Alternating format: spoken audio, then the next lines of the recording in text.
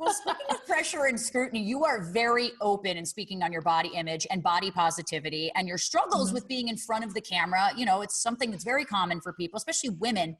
How do you work on making sure your mental health is in check, especially being a dancer where body is very, very key?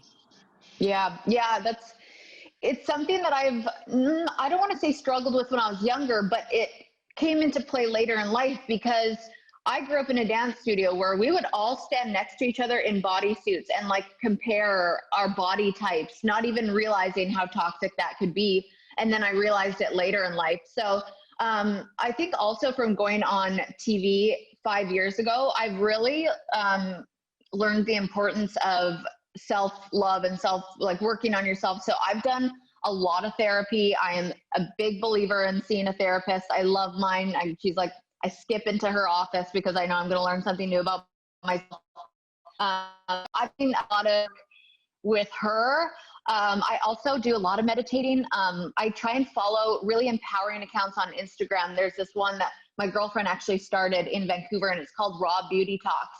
And they just like promote all body positivity, like everybody's beautiful and what you don't see, you know, and instead of what you do constantly see when you scroll. And I've just kind of changed my mindset and worked on myself a lot. And I've found a lot of strength in mentally and physically in actually lifting weights. So I always, you know, some people think like, oh, if you lift weights, you're going to get bulky or whatever. And I've just never been one to be like, yeah, I'm going to go lift some weights. That's just not me. But I got this trainer who's, he trains athletes, and I don't know what, it just made me feel so strong. And I'd walk out of there just being like, wow, I crushed that and I can do anything. And I just feel like I've been in boxing, lifting weights, going to my therapist, doing meditations, doing everything as much as possible to be physically and mentally strong for this.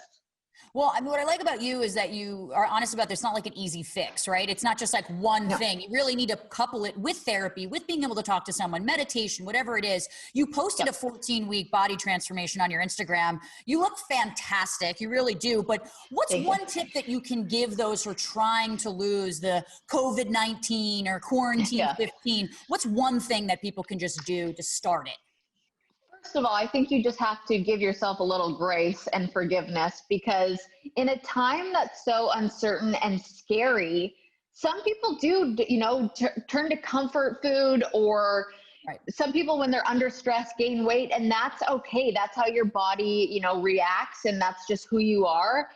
But I just think like it's the simple little things like going out and getting a walk in that makes you feel better, gives you more clarity, and you're doing something active. It's actually crazy how much a 20-minute walk can change your day. So I would say just don't give yourself these crazy goals, just baby steps, something small that makes you feel good, that can also help you, you know, if you're looking to burn something off.